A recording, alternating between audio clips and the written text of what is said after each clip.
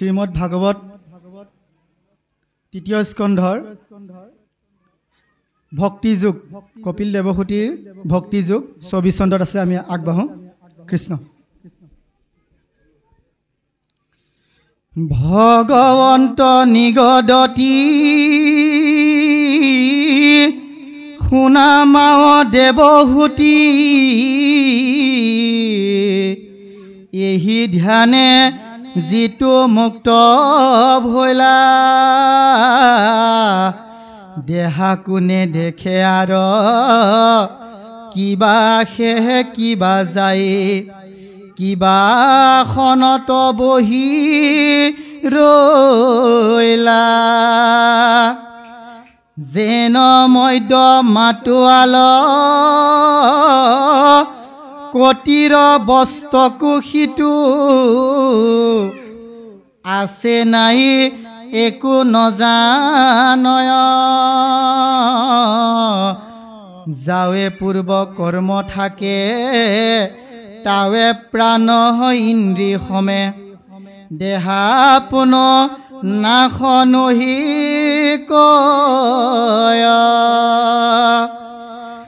পাছে কৰ্ম নাশ ভৈলে ভৌতিক শৰীৰ পৰে তেৱে যোগী ব্ৰহ্ম কমিলয় এৰায়া সংসাৰ দুখ লভে ব্ৰহ্মানন্দ সুখ যেন জল প্ৰবেশ এৰাম এহি বুলি কৃপাময় মনে ৰহিল অন্ততয় সন্ত দুনাই আৱে বাপ ভক্তি যোগ বিস্তাৰি কহিও মোক যেন মতে বুজো অভিপ্ৰায় এৰামাৰো জীৱ সমস্তৰ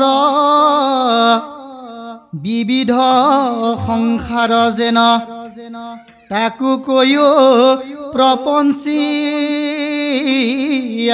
মাত যাহাক জানিলে লোক সমস্ত পাপত হন্তে বিৰকতি হৈবে সাক্ষাৎ জাত হন্তে হুয়া ভয় লোকে পুণ্য আশ্ৰয় হেন কাল ঈশ্বৰ গতি কহিও ক বিভাগীয়া যদি বাপ আছে দায়া শুনি মই থাকো সম্প্ৰতি। কৃষ্ণ অসমীয়া সমাজৰ পথ প্ৰদৰ্শক এক শৰণ হৰিনাম ধৰ্মৰ ভেটি প্ৰস্থাপক নৱবৈষ্ণৱ যুগৰ প্ৰৱৰ্তক জগতগুৰু শ্ৰীমন্ত শংকৰদেৱৰ শ্ৰীচৰণত প্ৰণিপাত জনাই যশোৱাৰ লাল কংসৰ কাল নন্দৰ নন্দন উদ্ধৱৰ মন্দন গোপিনীৰ মন দৈৱকীৰ ধন গোৱালৰ গোপাল আৰু ভকতৰ কৃপাল স্বৰূপ সৰ্বজ্ঞ সৰ্বব্যাপ্ত সৰ্বাশ্ৰয়ী সৰ্বশক্তিমান পৰম পুৰুষ পৰমানন্দ পৰম ঈশ্বৰ পৰম কৃপালু ভগৱান কৃষ্ণৰ বাংময় স্বৰূপ শ্ৰীমদ ভাগৱতক সাষ্টাংগিক প্ৰণাম জনাই বৈকুণ্ঠৰ কল্পতৰু নাম বস্তু ভাগক সাৰোগত কৰি দেৱৰো দুৰ্লভ নৰতনুধাৰী আজিৰ বৈকুণ্ঠ ধামত উপবিষ্ট তথা উপস্থিত পৰম শ্ৰদ্ধাৰ বাপ বান্ধৱ আই মাতৃ যুৱক যুৱতী প্ৰমুখ্যে শিশুসকলৰ শৰীৰত নিৰ্বিৰাজমান দিব্য আত্মাক অন্তৰ পৰা সেৱা জনাই বিষ্ণু বৈষ্ণৱৰ কথাৰে সমৃদ্ধ ভক্তি জ্ঞান আৰু বৈৰাগ্য বৰ্ধনকাৰী শ্ৰীমদ ভাগৱতৰ কিছু চৰ্চা কৰিবৰ বাবে আগবাঢ়িছোঁ। জয় জয়তে যিসকল উদ্যোক্তাৰ উদ্যোগত তথা ভক্তপ্ৰাণ ৰাইজৰ দান বৰঙণিৰ দ্বাৰা আজিৰ এই অনুষ্ঠান ভাগ অনুষ্ঠিত হৈছে সেই সকলোটিৰে শ্ৰীচৰণত আমি আমাৰ শ্ৰদ্ধা ভৰা সেৱা নিবেদিছোঁ। আপোনাক সবে ভকত বৈষ্ণৱ নিমন্ত্ৰণ কৰি আনি প্ৰভু ভগৱন্তৰ লীলাসমূহ শ্ৰৱণ কীৰ্তন কৰাৰ যি সুবিধা কৰি দিছে, যুগ ধৰ্মৰ ফালৰ পৰা ই এক শ্ৰেষ্ঠ কৰ্ম। ব্যাসদেৱে ভাগৱতত লিখিছে, কৃতেয়ত ধ্যায়াত বিষ্ণু ত্ৰেতায়াম যজতে মখে দ্বাপৰে পৰিচৰ্যায়াম কলৌ তদ হৰি কীৰ্তনাথ। 12:3-52 দ্বাদশ স্কন্ধত 3 অধ্যায় 52 নম্বৰ শ্লোক ভাগৱত অনুবাদ কৰিছে মহাপুৰুষ মাধৱদেৱে। তেওঁৰ অনবদ্য গ্ৰন্থ নামঘোষা, যুগ ধৰ্ম নিৰ্ণয় 399 পদ জোকাত মহাপুৰুষ মাধৱদেৱে লিখিছে, সত্য যুগে ধ্যান, ত্ৰেতা যুগে যজ্ঞ, দ্বাপৰ যুগত পূজা, কলিত হৰিৰ কীৰ্তন বিনাই আৱৰ নাহিকে দুজা। কলি যুগত বিশেষভাৱে আমি সমস্তই যি 3টা তাপৰ পৰা তাপিত হৈ আছোঁ, আদি দৈবিক, আদি ভৌতিক আৰু আধ্যাত্মিক।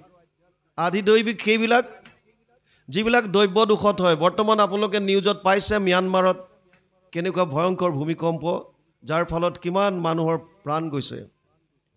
ঠিক তেনেকৈ বানপানী, হঠাৎ খৰ মাৰিলে, হঠাৎ বহুদিন বৰষুণে আহি থাকিল, দ্ৰব্যৰ ফলত যিখিনি কষ্ট বা তাপ আমি পাওঁ, শাস্ত্ৰীয় ভাষাত ইয়াক আদি দৈবিক তাপ বুলি কৈছে। এক হৈছে আদি ভৌতিক। ভৌতিক শব্দটো ভূতৰ পৰা আহিছে। ভূত মানে প্ৰাণীক বুজাইছে। প্ৰাণীৰ পৰাও আমি কিছুমান তাপ পাওঁ, যেনে কুকুৰে কামুৰিলে, মেকুৰীয়ে আঁচুৰিলে, সাপে খুটিলে, মানুহে মানুহক কষ্ট দিলে। এইবিলাক হৈছে ভূতৰ পৰা পোৱা, প্ৰাণীৰ পৰা পোৱা তাপ। এইবিলাকক আদি ভৌতিক কৈছে। আৰু এটা হৈছে আধ্যাত্মিক তাপ। আধ্যাত্মিক তাপ 2 ধৰণৰ, এক হৈছে শাৰীৰিক আৰু এটা হৈছে মানসিক। শাৰীৰিক বিভিন্ন ধৰণৰ অসুস্থতাত আমি ভুগি আছোঁ, আৰু মানসিক শোক, তাপ, ঈৰ্ষা, দ্বেষ, হিংসা এইবিলাকৰ কাৰণেও বহু সময়ত আমি কষ্ট পাইছোঁ।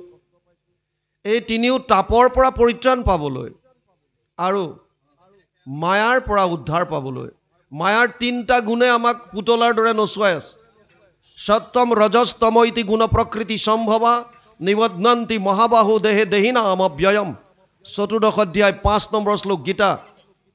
অৰ্জুনক কৈছে, হে অৰ্জুন, মোৰ 3টা গুণ আছে, সত্য, ৰজ আৰু তম।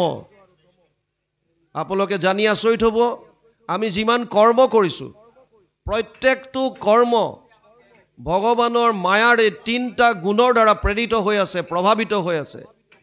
সত্যগুণ যেতিয়া আমাৰ মাজত বৃদ্ধি পায়, আমাৰ মনলৈ সাত্বিক ভাৱ আহে, আমাৰ কৰ্মবিলাক সাত্বিক হয়। তত্ৰ সত্বম নিৰ্মলত্বাৎ প্ৰকাশক মনাময়ম জ্ঞান সংগেন বদনাতি সুখ সংগেন চানগ। 14 অধ্যায় 6 নম্বৰ শ্লোক গীতা। অৰ্জুনক কৈছে, হে অৰ্জুন, মোৰ সত্যগুণটো নিৰ্মল, প্ৰকাশময়, পোহৰ কৰে। ই সুখ আৰু জ্ঞানৰ লগত আত্মাক শৰীৰৰ লগত বান্ধে। সত্যগুণ বাঢ়িলে, সাত্বিক ভাৱ আহিলে এজন মানুহ ঈশ্বৰমুখী হ'ব বিচাৰে, দহৰ কল্যাণ কৰিব বিচাৰে, কাৰো অন্যায় কৰিব নিবিচাৰে, ধীৰ স্থিৰ হয়, একেলগে বহিব পাৰে বহু সময়, চুলুং পুতুং ভাৱ নাইকিয়া হয়, সাত্বিক ভাৱ। ৰজগুণ, ৰজো ৰাগাত্মকম বিদ্ধি তৃষ্ণা সংগ সমুদ্ভৱম তন নিবধ্নন্তি কৌন্তেয় কৰ্ম সংগেন দেহিনাম। 14 অধ্যায় 7 নম্বৰ শ্লোক গীতা। ৰজুৱে আসক্তি বঢ়ায়, ৰাগাত্মকম বৃদ্ধি, তৃষ্ণা বঢ়ায়, আৰু লাগে আৰু লাগে। ৰজুগুণে নেম এণ্ড ফেম বিচাৰে, যশস্যা বিচাৰে, ঐশ্বৰ্য, সম্পত্তি, জাক জমকতা, এইবিলাক ৰাজসিক ভাৱ। আৰু তমোগুণ, তামসিক ভাৱ, তমস্তু অজ্ঞানজম বৃদ্ধি মোহনম সৰ্বদেহিনাম প্ৰমাদ আলস্য নিদ্ৰাভি তত্তামসম উদাহৃতম। 14 অধ্যায় 8 নম্বৰ শ্লোক গীতা। অৰ্জুনক কৈছে, তামসটো তই অজ্ঞান বুলিয়ে জান। কিয়?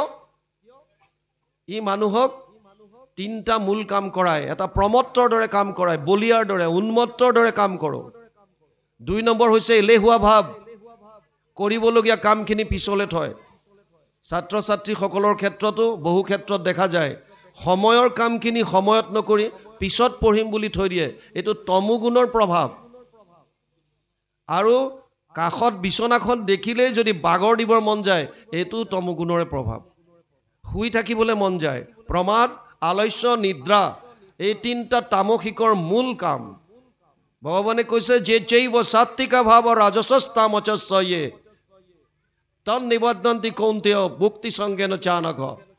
সাত্বিক ভাৱ, ৰাজসিক বা তামসিক যে চৈব সাত্বিকা ভাৱ ৰাজসস্তামচয়ে মত্ত এবেতি তান বিধি নাচা হম তেচুতে মই। সেই কোনতেও এটা কথা বুজি লয়, এই তিনিওটা ভাৱ মোৰ পৰা আহিছে, মই না ভাৱত আছোঁ না ভাৱ মোত আছে। আল্টিমেটলি আমাক ভগৱানৰ মায়াৰ তিনিটা গুণে পুতলাৰ দৰে নচুৱাই আছে। এই তিনিটা ভাৱৰ প্ৰভাৱত আমি ভাল কামো কৰিছোঁ, বেয়া কামো কৰিছোঁ, মিশ্ৰিত কৰ্ম কৰিছোঁ। আৰু যোনে যেনেকুৱা কৰ্ম কৰিছে ই তেনেকুৱা ফল ভোগ কৰি আছে। সেইকাৰণে যদি আমি ইয়াৰ পৰা পৰিত্ৰাণ নাপাওঁ তেতিয়াহ'লে আমাৰ যিটো জন্ম মৰণৰ চক্ৰ ইয়াৰ পৰা আমি হাত সাৰিব নোৱাৰিম। সেইকাৰণে মায়াৰ পৰা উদ্ধাৰ পোৱাৰ উপায় যদি কিবা আছে, ভগৱান কৃষ্ণই কৈছে দৈৱহী এছ গুণময়ী মম মায়া দূৰত্বয়া মাম এব ইয়ে প্ৰপদ্যন্তে মায়ামেতাম তৰন্তিতে। 7ম অধ্যায় 14 নম্বৰ শ্লোক গীতা। কেৱল মোত যোনে শৰণ ল'লে তেওঁহে মায়াৰ পৰা পৰিত্ৰাণ পাব।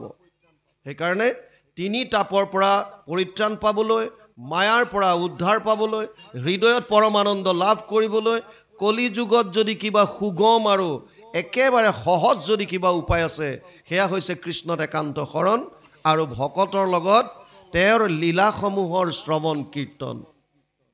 সেইকাৰণে যিসকলে উদ্যোগ লৈ এনেধৰণৰ অনুষ্ঠান অনুষ্ঠিত কৰি এই সুবিধাকণ কৰি দিয়ে তেওঁলোক শ্ৰদ্ধাৰ পাত্ৰ, সেৱাৰ যোগ্য। আমি পুনৰবাৰ সমস্ত সেৱকীৰ শ্ৰীচৰণত আমাৰ শ্ৰদ্ধা ভৰা সেৱা নিবেদিছোঁ। আপোনাক সবে জানে বৰ্তমান ভাগৱতৰ এক জোৱাৰ উঠি আছে, চাৰিওফালে কেৱল ভাগৱতৰ চৰ্চা হৈছে। আলোচকসকলৰ ছুটি নাই, লগাতাৰ ভাগৱত হৈ আছে অসমৰ চৌদিশে, আৰু কিছু জেগাত অবিৰত বা অখণ্ড ভাগৱত পাঠ হৈ আছে। ব্যাসদেৱে 18খন মহাপুৰাণৰ দ্বিতীয়খন ডাঙৰ পুৰাণত লিখিছে এতদস্মাৎ পৰম কিঞ্চিত মন শুদ্ধেন বিদ্যতে জন্মান্তৰে ভৱেত পুণ্যম তদা ভাগৱতম লভেত। পদ্মপুৰাণ উত্তৰখণ্ড ভাগৱত মহাত্ম 1ম অধ্যায় 12 নম্বৰ শ্লোক। ভাগৱততকৈ শ্ৰেষ্ঠ গ্ৰন্থ ভাৱ শুদ্ধিকৰণৰ কাৰণে আন একো নাই। আৰু আমি ইমান ভাগৱত শুনি আছোঁ, সেইফালৰ পৰা চাবলৈ গ'লে আমাৰ ভাৱবিলাক শুদ্ধ হ'ব লাগিছিল। আৰু যদি আমাৰ ভাৱবিলাক শুদ্ধ হয় তেতিয়াহ'লে সমাজত কোনো ধৰণৰ অপকৰ্মবিলাক ঘটিব নালাগিছিল। চোৰ ডকাইত, হিংসা দ্বেষ, ধৰ্ষণ লুণ্ঠন এইবিলাক একোৱে থাকিব নালাগিছিল। আপোনালোকে জানে মই SSBত আছিলোঁ, মই জয়ছলমেৰ ৰাজস্থানত আছিলোঁ 95ৰ পৰা। এনেকুৱা মানুহ ৰেলৱে ষ্টেচনত যদি আপোনাৰ বেগটো কিবা কাৰণত থাকি আহিল, আপুনি এসপ্তাহৰ পাছত গ'লেও নিজৰ বেগ তাতেই পাব। তেতিয়াৰ কথা কৈছোঁ, এতিয়া যদি বহুত মানুহ গ'ল মই নাজানো। কোনো ধৰণৰ কাৰো প্ৰতি বেয়া ভাৱ নাই, যাৰ বস্তু য'তে পৰি আছে, কোনো কাৰো বস্তু নচুৱে। কিন্তু আমাৰবিলাকত এতিয়া যদিও ইয়াত আছে, হয়তো বহুতে চিন্তা কৰি আছে ঘৰত কোনো নাই, বাৰীত তামোল আছে, কোনোবাই যদি পাৰি লৈ যায় কিবা কৰে, তেনেকুৱা। ছাগলীটো এৰাল দি থ'লে তাৰ পৰাই উঠাই লৈ যায়। আৰু আমি ভাগৱত শুনি আছোঁ লগাতাৰ সমান্তৰালভাৱে, কি লাভ হৈছে? ব্যাসদেৱে কৈছে ভাগৱত শুনিলে মনৰ ভাৱ শুদ্ধ হয়। আৰু আমিবিলাকে যদি শুনিছোঁ, যদি হোৱা নাই, কি কাৰণ হ'ব পাৰে? হয়তো যেনেকৈ শুনিব লাগে তেনেকৈ হয়তো আমি শ্ৰৱণ কৰা নাই। 2 নম্বৰ কাৰণ, যিবিলাক ব্যাখ্যাকাৰ বা আলোচক আপোনালোকে নিমন্ত্ৰণ দিয়ে আমাৰ দৰে, আমি হয়তো আপোনালোকক বুজাই দিয়াত বিফল হৈছোঁ। সঁচা কথা, বুজাই দিব হয়তো পৰা নাই। 3 নম্বৰ কাৰণ, যদিও হৈ আছে ভাগৱত, এতিয়াও এটা চামে শুনাৰ প্ৰতি ইণ্টাৰেষ্ট ৰখা নাই। ভাগৱত হৈ আছে, মোৰ শুনিবলৈ মন নাই। আৰু 4 নম্বৰ কাৰণ, শুনাটো শুনিছোঁ, বুজাটো বুজিছোঁ, ভাগৱতৰ মতে চলিবলৈ মন নাই।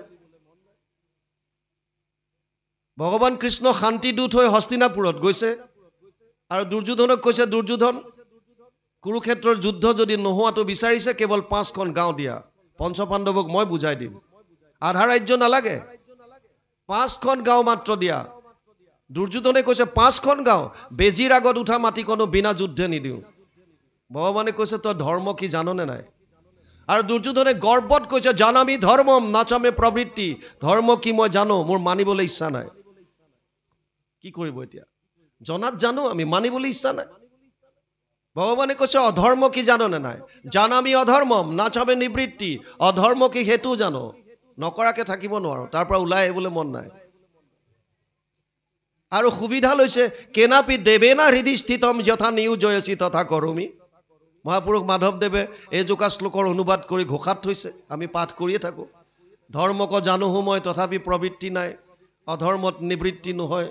হৃদিস্থিত হোৱা তুমি যেন কৰা বাহা স্বামী, ঋষিকেশ কৰিব তেনেয়, পাঠ কৰি আছোঁ। সেইকাৰণে যদি শ্ৰৱণ কৰে শ্ৰদ্ধা সহকাৰে শ্ৰৱণ কৰিব লাগিব। শ্ৰদ্ধাৱান লব্ধতে জ্ঞানম তৎপৰে সং যতেন্দ্ৰিয়, জ্ঞানম লব্ধ পৰম শান্তি মচিৰেণ অধিগচ্ছতি। ৪ৰ্থ অধ্যায় ৩৯ নম্বৰ শ্লোক গীতা। যিসকল শ্ৰদ্ধাৱান তেওঁলোকেহে জ্ঞান লাভ কৰিব। একেলগে বহুত বহি আছে, কিন্তু চবে শুনি থকাৰ পাছতো কাৰোবাৰ হয়তো এটা শব্দও কৰ্ণৰ ৰন্ধ্ৰইদি হৃদয়ত প্ৰৱেশ নকৰে। ইফালে সোমাই আছে, ইফালে গৈ আছে, কাৰণ তেওঁৰ মনটো বেলেগত লগাই থৈছে, কায়িকভাৱে বহি আছে। সেইকাৰণে যিকণ সময় শুনে, সময় ইতিমধ্যে দেৰি হৈ গৈছে, আমাক 12টা বুলি কৈছিল, প্ৰায় 1:30 বাজিল। গতিকে যিকণ সময় শুনে আমি ডাইৰেক্ট পাঠত যাম আৰু ভাগৱতৰ মূল কথাটো বুজিয়ে পদৰ লগে লগে আগবাঢ়িম। নৈমিষাৰণ্য 28,000 ঋষিমুনি এনেকৈ বহিছে, সুতমুনিক ব্যাখ্যাৰ আসনত বহুৱাই দিছে। সেইসকল ঋষি যিসকলে 1000 বছৰ যজ্ঞ কৰিছিল কলি যুগৰ মানুহৰ কল্যাণ সাধনৰ অৰ্থে, কিন্তু তেওঁলোকে কোনো ফল নাপালে। আৰু সেইকাৰণে ৰোমহৰ্ষণৰ পিতেক উগ্ৰশ্ৰৱা সুতক ব্যাখ্যাৰ আসনত বহুৱাই 28,000 ঋষিৰ ভিতৰত যিজন কথামৃত ৰসস্বাদ কুশল শৌনক ব্ৰবীত, কথামৃত পান কৰাত যিজন কুশল তেওঁৰ নাম থৈছে শৌনক। শৌনক কোন তেতিয়াহ'লে? যিজনে শ্ৰৱণ কৰাত কুশল বা পটু, যিজনে কথা শ্ৰৱণ কৰাত পটু বা পাৰ্গত, সেইজনক শৌনক নাম দিছে। তেওঁহে প্ৰশ্ন কৰিব পাৰিছে। আৰু তেওঁ প্ৰথমেই স্বীকাৰ কৰিছে, শৌনক বদতি শুনা সুত মহামানী, পৰম পাতকী কলি পাইলে হেন জানি, আৰম্ভিলো যজ্ঞ আশী সহস্ৰ বছৰ, হোম ধুমে ধূম্ৰবৰ্ণ ভৈলা কলেবৰ, যিটো কৰ্ম কৰোৱাতো নাহিকে বিশ্বাস, আপোনাৰ আয়ুস কৰিলোঁ ব্যৰ্থে নাশ। 1000 বছৰ যজ্ঞ কৰিলোঁ, উদ্দেশ্য আছিল জনকল্যাণ, কলিযুগৰ মানুহৰ কল্যাণ সাধন, কিন্তু একো লাভ নহ'ল। আৰু তেতিয়া প্ৰশ্ন আগবঢ়াই দিছে সুতক, যি ভাগৱত য'ৰ পৰা আৰম্ভ হৈছে। তত্ৰ তত্ৰ অঞ্জসা আয়ুষ্মান ভৱতায়ত বিনিশ্চিতাম, পুংসাম একান্তত শ্ৰেয় তৎ না শংসি তোমাৰ হসি। 1:1-9 প্ৰথম স্কন্ধ 1ম অধ্যায় 9 নম্বৰ শ্লোকত শৌনকে কৈছে, হে সুতমুনি, কলিযুগৰ মানুহে কৰিবলগীয়া শ্ৰেষ্ঠ কৰ্মটোৰ বিষয়ে কোৱা, যিটো কৰিলে তেওঁলোকে পৰম আনন্দ লাভ কৰিব পাৰিব, পৰম কল্যাণ লাভ হ'ব পাৰিব। কি কৰ্ম আছে এনেকুৱা? লগতে এটা কথা কৈছে, তুমি যিকোনো উপায় দিলেও নহ'ব। কিয়? প্ৰত্যেকটো কাম কলিযুগৰ মানুহে কৰিব পৰা সামৰ্থ্য তেওঁলোকৰ নাথাকিব। যেনে সুতমুনিয়ে যদি ক'লেহেঁতেন যে পৰম আনন্দ লাভ কৰিবৰ কাৰণে 1000 বছৰ তপস্যা কৰিব লাগিব, কলিযুগৰ মানুহৰ কাৰণে ই সম্ভৱ নহয়।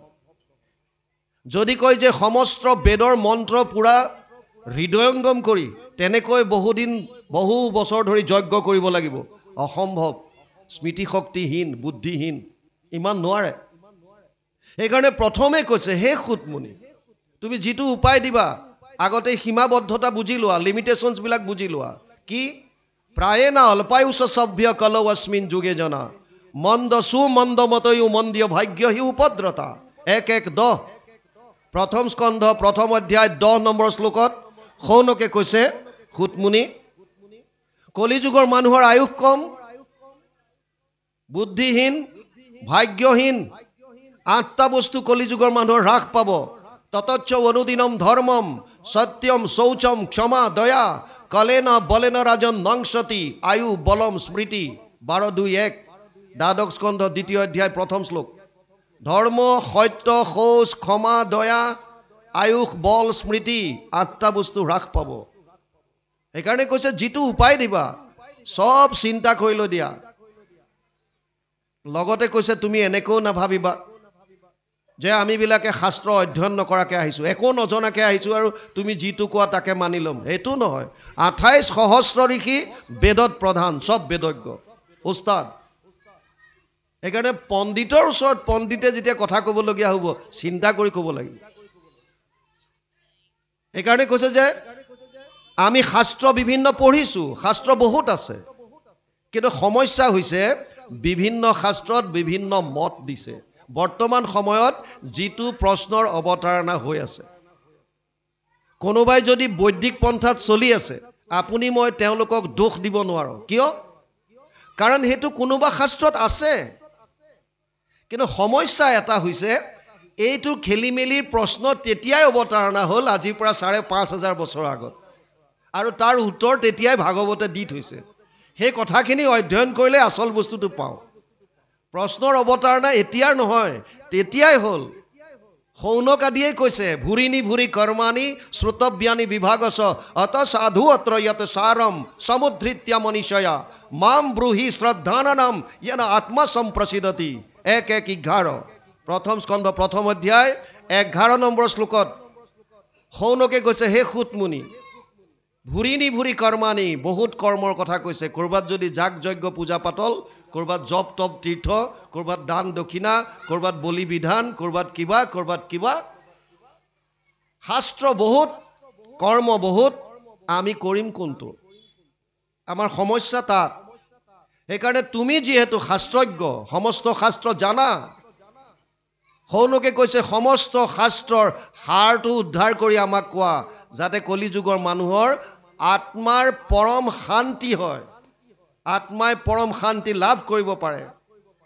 প্ৰশ্ন মূল সেইটো, ভাগৱতৰ বেছ যিটো। আৰু তাৰ পাছত আগবাঢ়িছে। সুতে প্ৰথমেই ক্লিয়াৰ কৰিলে কলিযুগৰ মানুহৰ পৰম ধৰ্ম কি।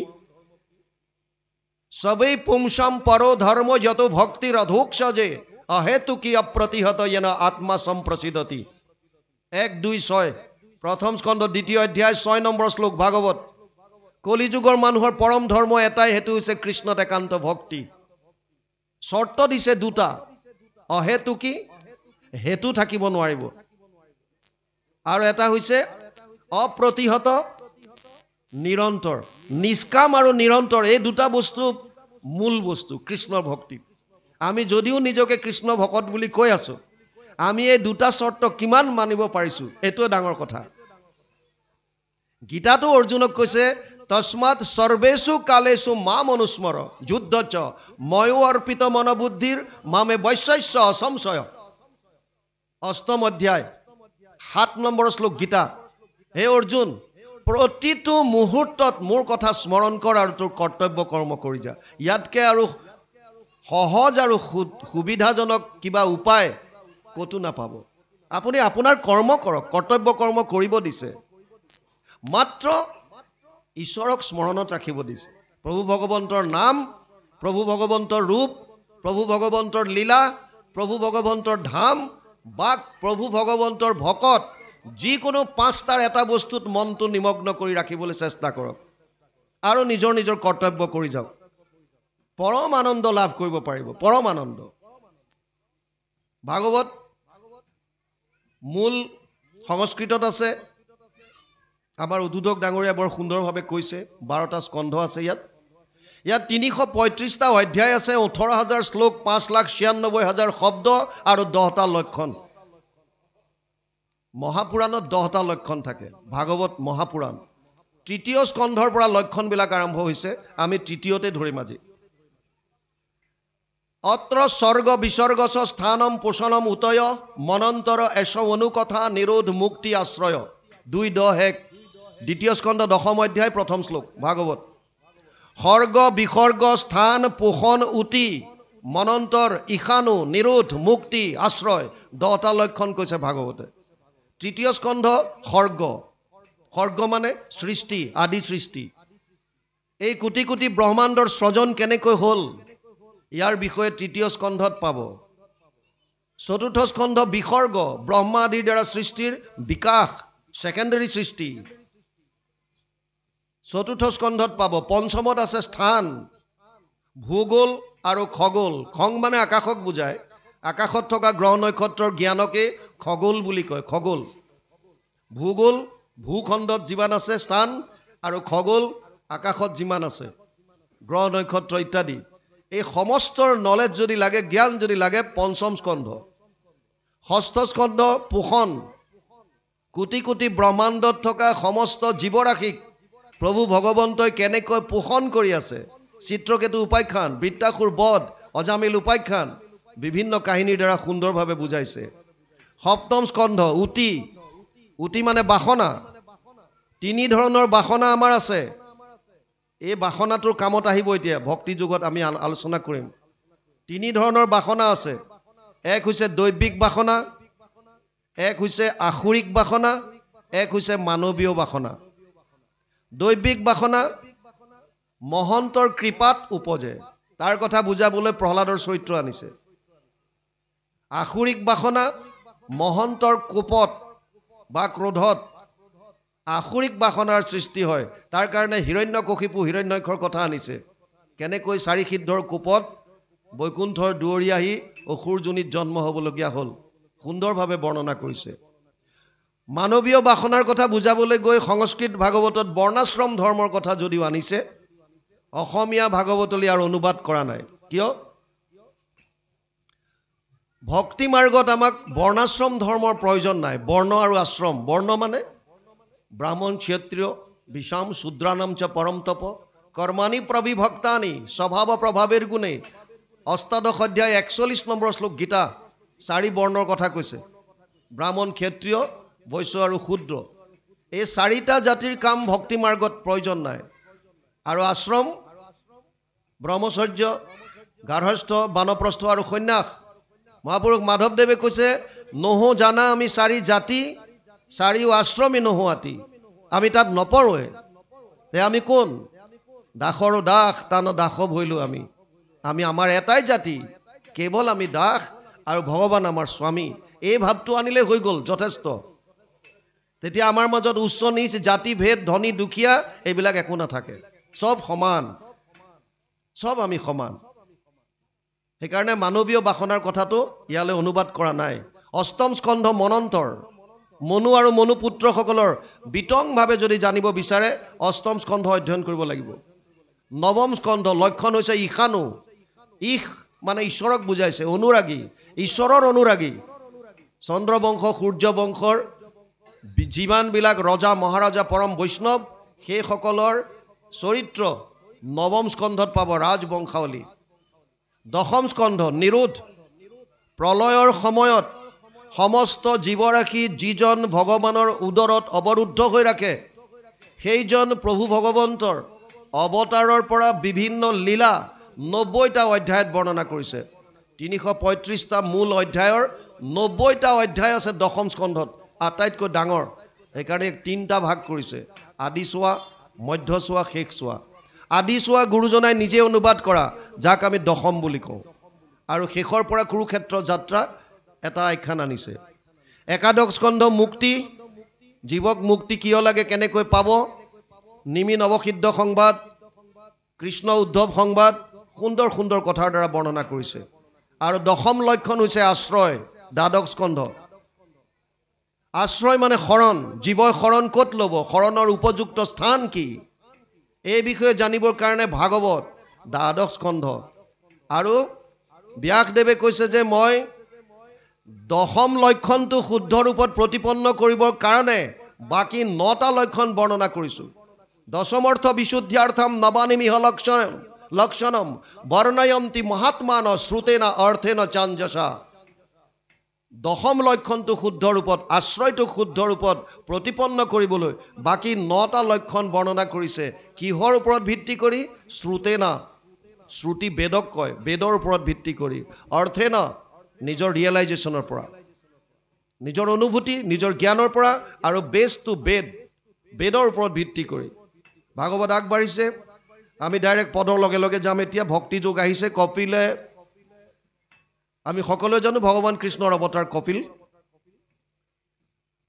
দেৱহূতি আৰু কৰ্দম তেওঁলোকৰ সন্তান দেৱহূতিয়ে প্ৰশ্ন কৰিছে কপিলে উত্তৰ দিছে ভগৱন্ত নিগদতি শুনামাও দেৱহূতি এহি ধ্যানে যিটো মুক্ত ভৈলা আচলতে যুক্ত দেহাকো নেদেখে আৰু কিবা আহে কিবা যায় কিবা আসনত বহি ৰৈলা কপিল প্ৰভুৱে মাতৃ দেৱহূতিক প্ৰথমতে সাংখ্য যোগৰ কথা কৈছে ধ্যানৰ কথা কৈ আছে কেনেকৈ এজন মানুহে ধ্যান কৰিলে নিৰ্গুণ নিৰাকাৰ ব্ৰহ্মক সমাধিত সাক্ষাৎ কৰিব পাৰে এই বিষয়ে কৈ আছিল আৰু কৈ থাকোঁতে কৈছে যিজন মানুহ আচলতে ধ্যানযুক্ত হৈ যায় তেতিয়া তেওঁ বাহ্যিক ক্ৰিয়াকলাপবিলাক একো গম নাপায় উদাহৰণ সমীক মুনি সমীক যেতিয়া আশ্ৰমত আছিল তেওঁ ধ্যানযুক্ত হৈ আছিল পৰীক্ষিত আহিছে মৃগয়া কৰি কৰি তৃষ্ণাত আতুৰ হৈ পানী বিচাৰিছে মোক পানী দিয়া কিন্তু সমীকে গম নাপায় কিয় তেওঁ ধ্যানমগ্ন হৈ আছে সমাধিত আছে সেইখন সময়ত বাহ্যিক ক্ৰিয়াকলাপ গম নাপায় আপোনাৰ ওচৰতে আপুনি যদি একাত্মভাৱে কিবা এটা কাম কৰি থাকে একান্তভাৱে ওচৰত কিবা হৈ থাকিলেও গম নাপায়